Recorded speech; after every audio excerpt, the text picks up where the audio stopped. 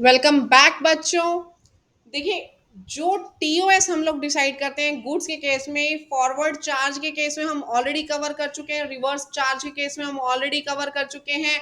और अगर vouchers issue किए जाते हैं, वाउचर्स के केस में टीओएस क्या होगा, सेक्शन 12 सबसेक्शन 4 हम ऑलरेडी डिस्कस कर चुके हैं। सेक्शन 12 सबसेक्शन 2 सबसेक्शन 3 सबसेक्शन 4, ये चारों सबसेक्शंस हम अपनी पिछली वीडियोस में कवर अप कर चुके हैं। Now today we will discuss section 12 subsection 5। अब सेक्शन 12 सब सेक्शन 5 क्या बोलता है, ये कहता है कि अगर कोई ऐसा केस है जो कि ऊपर किसी भी सेक्शन में कवर नहीं हुआ, ठीक है, जो ऊपर किसी भी सेक्शन में कवर नहीं हुआ, उसका टीओएस हम कैसे फिक्स करेंगे, सेक्शन 5 सेक्शन 12 सबसेक्शन 5 के केस में।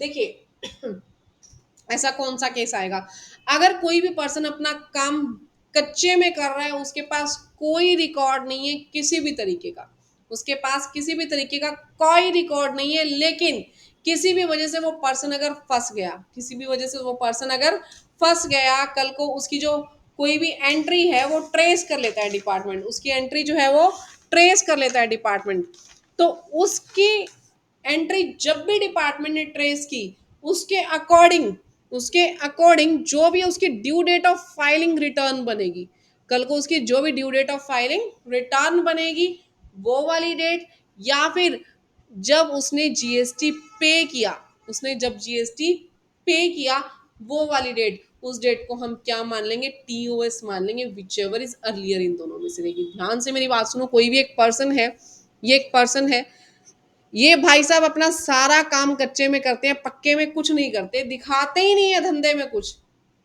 दिखाते ही नहीं है धंधे में कुछ भी, ठीक है। पक्के में ना कोई एंट्री करते हैं, ना कोई इनवॉइस लेते हैं, ना कोई पैसा देते हैं, कुछ भी नहीं करते, कोई बुक्स ऑफ अकाउंट्स भी मेंटेन नहीं करते, ना बुक्स ऑफ अकाउंट्स मेंटेन करते हैं, ना ही किसी प्रकार का कोई इनवॉइस मार्केट से लेते हैं, ना ही बैंक से कोई पेमेंट करते हैं, सब कुछ रोकड़ वही में काम करते हैं, किसी तरीके से पक्का कोई काम नहीं है, लेकिन किसी दिन तो फंसेगा ये बंदा। तो जिस दिन भी ये फंसा, उसके उस दिन एज पर जो भी ऑफिसर है उसके अकॉर्डिंग जो भी ड्यू डेट बनेगी इसकी फाइलिंग ऑफ रिटर्न की, या जिस दिन इसने जीएसटी एक्चुअल में पे कर दिया, विच एवर इज अर्लियर, उस डेट के बेस पे इसका टीओएस डिसाइड किया जाएगा। ठीक है, नॉर्मल सी चीज है, इसमें कोई भी दोरा मतलब ऐसा बताने वाला कोई ट्रिकी कंसेप्ट नहीं है जिसको मैं बार बार रिपीट करूं। क्लियर, आगे आ जाइए। नेक्स्ट एक लास्ट कंसेप्ट हमारा आ गया, उसके बाद हम लोग सर्विसेज पे चले जाएंगे, ये लास्ट कंसेप्ट में और समझ लो, इसके बाद हम लोग क्या आ जाएंगे, सेक्शन 13 पे आ जाएंगे, जिसमें हम देखेंगे कि सर्विसेज का टीओएस कैसे डिसाइड होता है। क्लियर, आज हमारा गुड्स से रिलेटेड कंसेप्ट सारा खत्म हो जाएगा कि गुड्स का टीओएस कैसे डिसाइड होता है। फिलहाल सर्विसेज का हम कल से ये टॉपिक जो है वो स्टार्ट कर देंगे। Now time of supply in case of enhancement in the value of account of interest late fees etcetera, ये क्या कहना चाह रहे हैं, ये कह रहे हैं कि आ, एक एग्जांपल बताती हूँ मैं इसमें आपको।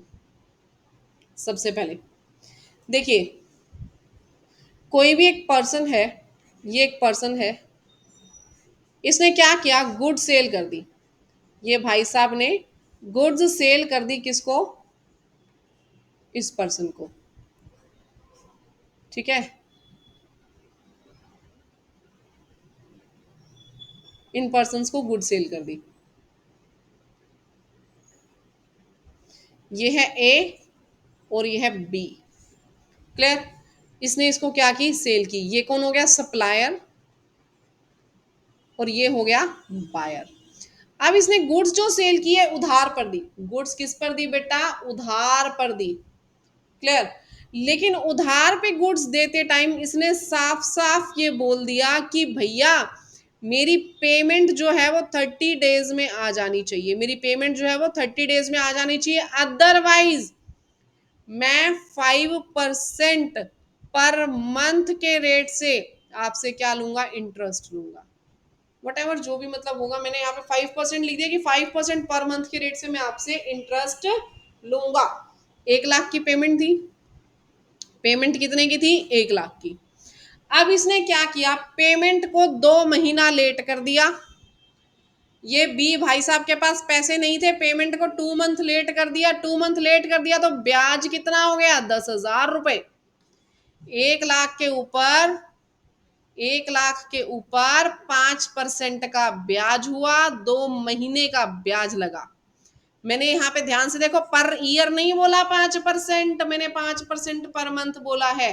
कहीं आप सोचो कि मैडम बटे 12 क्यों नहीं किया? पर ईयर नहीं है, 5% पर मंथ है। ठीक है, कितना आ जाएगा यहाँ से जी? 10,000। 10,000 आ गया आपके पास, तो 10,000 क्या लगा? ब्याज। अब बात यह आती है, क्या इस ब्याज का भी टीओएस निकालना जरूरी है? सबसे पहले तो ये सोचो, क्या इस 10,000 के ऊपर टैक्स लगेगा? टैक्स लगेगा तभी तो टीओएस निकालोगे। कितने बच्चे ऐसे कह रहे हैं कि इस 10,000 पे टैक्स लगेगा? कमेंट सेक्शन में बताओ। कितने बच्चे ऐसे कह रहे हैं कि मैडम 10,000 के ऊपर टैक्स लगना चाहिए? लगना चाहिए तो कौन से सेक्शन में लगना चाहिए? ऑलरेडी मैं आप लोगों को बता चुकी हूँ, ऑलरेडी मैं डिस्कस कर चुकी हूँ पिछले चैप्टर्स में। जल्दी बताओ किस सेक्शन में लगना चाहिए, या नहीं लगना चाहिए तो किस सेक्शन के तहत नहीं लगना चाहिए? जल्दी बताइए, सोचो सोचो, जल्दी सोचो। क्या इस 10,000 पे टैक्स लगेगा? क्या इस 10,000 पे टैक्स लगना चाहिए? जी हाँ, इस 10,000 पे टैक्स लगना चाहिए। इसके लिए ना एक चार्ट बना लो साथ में, ताकि आप लोगों को आगे के लिए भी ध्यान रहे। देखिए, when we are talking about interest,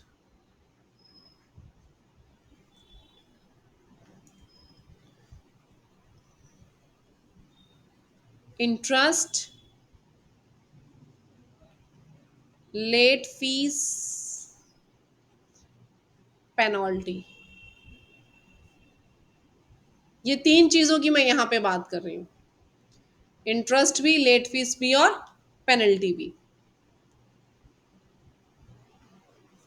अगर ये दी जा रही है for delay payment of consideration से रिलेटेड, डिले पेमेंट ऑफ कंसिडरेशन से रिलेटेड, तो यहाँ पे एप्लीकेबल कौन सा सेक्शन होता है? Section 15 subsection 2 clause D. क्या एप्लीकेबल होता है? Section 15 subsection 2 clause D. वहां मैंने साफ तौर पे बताया था कि इसके अकॉर्डिंग जो हमारे पास इंटरेस्ट है, पेनल्टी है, लेट फीस है, it will be added in taxable value. It will be added in taxable value. ठीक है, कौन से चैप्टर में बताया था मैंने? वैल्यू ऑफ सप्लाई चैप्टर में। किसमें बताया था? वैल्यू ऑफ सप्लाई चैप्टर में। याद आया सभी को कि अगर डिले पेमेंट ऑफ कंसीडरेशन की वजह से आपको कुछ भी लेट फीस, इंटरेस्ट, पेनल्टी मिलती है तो वो वैल्यू ऑफ सप्लाई का पार्ट माना जाएगा। ठीक है, वैल्यू ऑफ सप्लाई चैप्टर में मैंने आप लोगों को बताया था। अदर देन दैट, कोई भी अदर, जैसे बैंक ने कोई लेट फीस, इंटरेस्ट, पेनल्टी लगा दिया, आपने कोई और लोन ले रखा था, अदर कोई भी इंटरेस्ट, लेट फीस और पेनल्टी आई, तो वो आपके पास क्या है बेटा? वो एग्जम्प्ट है। वो क्या है? वो एग्जम्प्ट है। बट ये टैक्सेबल है। ठीक है, यहाँ मैं दोबारा भी लिख देती हूँ, ये टैक्सेबल है। वैसे मैंने यहाँ पे लिख दिया था ये टैक्सेबल वैल्यू में ऐड हो रहा है, तो ये टैक्सेबल है।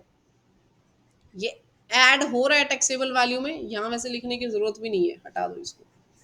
ये टैक्सेबल वैल्यू में ऐड कर रहे हैं तो taxable है ही। ये क्या हो जाएगा? ये एग्जम्प्ट हो जाएगा। चार्ट बना लो, देखो आलस नहीं करना, चार्ट बनाते चलोगे छोटे छोटे, तो आपको एग्जाम टाइम पे पढ़ने में आसानी होगी। जब रिवीजन के लिए टाइम कम होता है तो ये चार्ट्स आप लोगों के लिए हेल्पफुल होते हैं। ठीक है, तो अब यहाँ पे हमने क्या देखना है कि जो आपको interest, late fees, penalty delay payment of consideration की वजह से लगी है, यहाँ बात भी उसी की हो रही है। ठीक है, यहाँ पे क्या कह रहे हैं? इंटरेस्ट, लेट फीस, पेनल्टी जो डिले पेमेंट ऑफ कंसिडरेशन की वजह से आपको मिली, उसका टीओएस क्या माना जाएगा? अभी तक मैंने बताया लेट फीस, पेनल्टी, इंटरेस्ट लेना कौन सा है। अब आप कहोगे मैम टीओएस ही तो बताना था, इसके लिए इतना सारा महाभारत क्यों बताया? पहले तो मैंने आपको ये बताया कि लेट फीस पेमेंट जो है वो कौन सी कंसीडर करनी है, ठीक है, ये वाली कंसीडर करनी है डिले पेमेंट वाली, और ये वाली कंसीडर नहीं करनी। दूसरी बात, अब जो कंसीडर करोगे उसका टीओएस क्या लोगे? टीओएस हम इसके अंदर क्या लेकर के चलेंगे?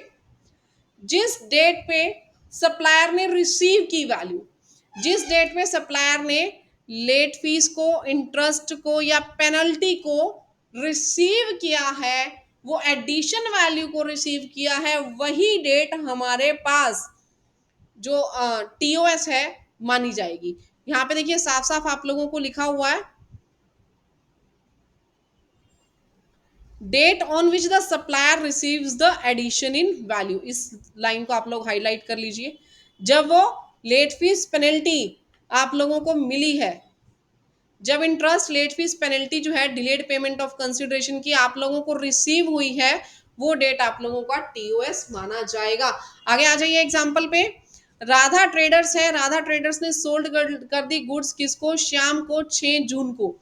इस कंडीशन पे कि वो 2% ब्याज लेगा per month will be charge if the Shyam sales जो है वो फेल हो जाता है 15 दिन के अंदर पेमेंट देने के लिए। Goods were delivered along with the invoice on 6 June. Shyam sales paid consideration on 6 July. उसने 6 जुलाई को कंसिडरेशन पे किया विद एप्लीकेबल इंटरेस्ट। कब इंटरेस्ट मिल गया उसको? 6 जुलाई को। 6 जुलाई को इंटरेस्ट मिल गया तो इंटरेस्ट का टीओएस भी क्या आ जाएगा? 6 जुलाई। इंटरेस्ट का टीओएस भी क्या आएगा? 6 जुलाई। तो मैम जो गुड्स की बाकी वैल्यू है और जो गुड्स के ऊपर की इंटरेस्ट लेट फीस पेनल्टी है, क्या इनका टीओएस अलग अलग हो सकता है? जी हाँ, बिल्कुल अलग अलग हो सकते हैं। जब तक आपको interest late fees penalty receive नहीं हो जाती तब तक आप उसको टैक्सेबल नहीं करोगे, तब तक उसका टीओएस डिसाइड नहीं हो सकता। क्लियर? अब देखिए चार्ट आपको दिया हुआ है, इसको जस्ट एक बार स्टडी कर लेना। ऑलरेडी मैं आप लोगों को ये बता चुकी हूँ, एक बार रिवाइज कर लेते हैं हम। कल हम डिस्कस करेंगे सर्विसेज से रिलेटेड, ठीक है? सर्विसेज का टीओएस कैसे डिसाइड होता है। देखो फॉरवर्ड चार्ज की हम लोग बात करें, फॉरवर्ड चार्ज में क्या था? Date of issue of invoice या ड्यू डेट हम लोग लेते थे इशू ऑफ इनवॉइस की, जो कि सेक्शन 31 के अकॉर्डिंग थी। सेक्शन 31 क्या बोलता था? जिस दिन गुड्स को रिमूव कर दिया गया, ठीक है, या तो जिस दिन इशू हुआ इनवॉइस या फिर वो लास्ट डे जब गुड्स को रिमूव कर दिया गया फैक्ट्री से, ठीक है। आगे जब हमने पेमेंट जो है उसकी रिकॉर्ड कर ली अपने बुक्स ऑफ अकाउंट्स में, किसके बुक्स ऑफ अकाउंट्स में? सप्लायर के गुड्स ऑफ अकाउंट्स। ध्यान रखो मेरी बात। देखो बहुत अच्छे से यहाँ कंपैरिजन हो जाएगा। यहाँ पे बात हो रही है किसकी? सप्लायर की। सप्लायर की बुक्स ऑफ अकाउंट्स में रिकॉर्ड हुई, किसके बुक्स ऑफ अकाउंट्स में? सप्लायर के बुक्स ऑफ अकाउंट्स में कब पेमेंट रिकॉर्ड हुई है, ठीक है। यहाँ पे date on which payment is credited in the bank account. जब पेमेंट क्रेडिट हुई बैंक अकाउंट में, किसके बैंक अकाउंट में? सप्लायर के बैंक अकाउंट में। किसके बैंक अकाउंट में? सप्लायर के बैंक अकाउंट में। Whichever is earlier, whichever is earlier, ठीक है। सबसे बड़ी बात जो आपको ध्यान रखनी है, यहाँ पे एडवांसेस के ऊपर कोई टैक्स नहीं लगता था। फॉरवर्ड चार्ज ऑफ गुड्स के केस में एडवांसेस के ऊपर कोई भी टैक्स नहीं लगता था, तो इसको आप इग्नोर कर दो। आगे आ जाओ। रिवर्स चार्ज में साथ के साथ कंपेयर करवाऊंगी। रिवर्स चार्ज में, रिवर्स चार्ज में क्या था? Date of receipt of goods, ठीक है जी। अब यहाँ पे रिकॉर्ड कब हुई पेमेंट बुक्स ऑफ अकाउंट्स में? ये किसके बुक्स ऑफ अकाउंट्स में देखने हैं? रिसिपिएंट के। When we are talking about reverse charge तो यहाँ पे किसका बुक्स ऑफ अकाउंट्स देखना है? बेटा रिसिपिएंट का बुक्स ऑफ अकाउंट्स देखना है। जब हम बात कर रहे हैं ना रिवर्स चार्ज की, तो रिसिपिएंट का बुक्स ऑफ अकाउंट्स देखोगे, ना कि सप्लायर का, ठीक है। नाउ आगे चलेंगे। जब पेमेंट डेबिट हुई, पेमेंट डेबिट हुई बुक्स ऑफ अकाउंट्स में, किसके बुक्स ऑफ अकाउंट्स में? यहां भी हम रिसिपिएंट का देखेंगे। तो मैम हमें इतनी बात का ध्यान रखना है, हाँ फॉरवर्ड चार्ज में सप्लायर के बुक्स ऑफ अकाउंट्स देखने हैं, रिवर्स चार्ज में रिसिपिएंट के बुक्स ऑफ अकाउंट्स देखने हैं पेमेंट के लिए और बुक्स की एंट्री के लिए, ठीक है। साथ ही साथ यहाँ पे एक ट्विस्ट और था, यहाँ पे हमें 31st डे लेना है from the issue of invoice by the supplier which ever is earlier पे यहाँ पे टैक्स लग जाएगा, टीओएस मान लेंगे उसको। क्लियर? बट एक और ट्रिक थी यहाँ पे, एक और ट्रिकी सी चीज थी। वो क्या था कि यहाँ पे एडवांस को कंसीडर करना है, ठीक है। यहाँ पे एडवांस को कंसीडर करना है। अगर एडवांस आपने लिया है रिसिपिएंट से तो उसके ऊपर टैक्स आएगा। Date of entry of goods in the books of accounts, ओ ये चीज अलग है, ठीक है। बाकी ये चीज आप ध्यान रखना, अगर यहाँ पे एडवांस आया, अगर यहाँ पे एडवांस आया, लिख लो ये चीज इन्होंने नहीं दी हुई, अगर एडवांस आप लोगों ने रिसीव किया तो उसके ऊपर टैक्स जाएगा रिवर्स चार्ज के केस में। ठीक है, नाउ यहाँ पे क्या दिया हुआ है, अगर ऊपर वाले पॉइंट से जो सेल है वो अगर ट्रेसेबल नहीं है, वो अनट्रेसेबल है, तो टीओएस क्या ले लेंगे, टीओएस हम ले लेंगे date of entry of goods in the books of accounts, जब बुक्स ऑफ अकाउंट्स में एंट्री की गई है गुड्स की। Clear everyone? आगे देखेंगे वाउचर्स के केस में। वाउचर्स के केस में हमें क्या लेना है, अगर वाउचर्स आइडेंटिफाइबल हैं, हमें ऑलरेडी पता है कि वाउचर्स के बदले में क्या मिलने वाला है, वाउचर्स के बदले में क्या मिलने वाला है, तो टीओएस कब लेंगे, date of issue of voucher. अगर हमें ऑलरेडी नहीं पता कि इन वाउचर्स के बदले में क्या मिलेगा या सेल आइडेंटिफाइबल नहीं है, तो रिडीम्पशन ऑफ वाउचर की डेट ले लेंगे। तो हम कौन सी डेट लेंगे बेटे, रिडीम्पशन ऑफ वाउचर की डेट ले लेंगे। बहुत अच्छे से क्लियर हो गया होगा आप लोगों को। देखो अगर वीडियोस अच्छी लग रही है ना बेटा, तो इतना हक मेरा भी बनता है कि आप लोग वीडियो को लाइक करो, चैनल को सब्सक्राइब करो और शेयर भी करो अपने फ्रेंड्स के साथ। और जितनी जल्दी आप लोग शेयर सब्सक्राइब करेंगे, लाइक करेंगे, उतनी ही जल्दी मैं लाइव सेशंस लेना भी स्टार्ट कर दूंगी।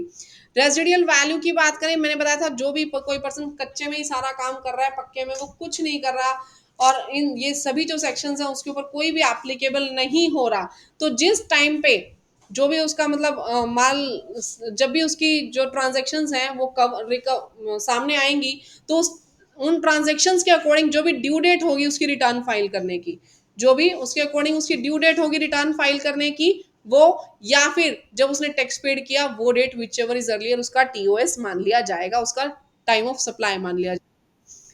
इंटरेस्ट लेट फीस पेनल्टी की बात करें for delayed payment of consideration, मैंने बताया कि अगर डिलेड पेमेंट ऑफ कंसिडरेशन है तभी आपने इंटरेस्ट लेट फीस पेनल्टी को कंसीडर करना है, अदरवाइज इनको कंसीडर नहीं करना, क्योंकि वो बाकी एग्जाम्प्ट होती है हमारे पास। लेकिन अगर डिलेड पेमेंट ऑफ कंसिडरेशन की वजह से इंटरेस्ट लेट फीस पेनल्टी लगी, तो इस केस में जब सामने वाले पर्सन को वो रिसीव हो जाएंगी, उनकी रिसिप्ट के बेस पे ही टीओएस डिसाइड करेंगे। तो आज हमने गुड्स का कंप्लीट कवर कर लिया कि गुड्स के केस में टीओएस कैसे कैसे डिसाइड होता है। सर्विसेज के केस में हम कल से स्टार्ट कर देंगे, थोड़ा लंबी वीडियोस बनाएंगे ताकि आप लोगों का सिलेबस जल्दी से कवर हो जाए।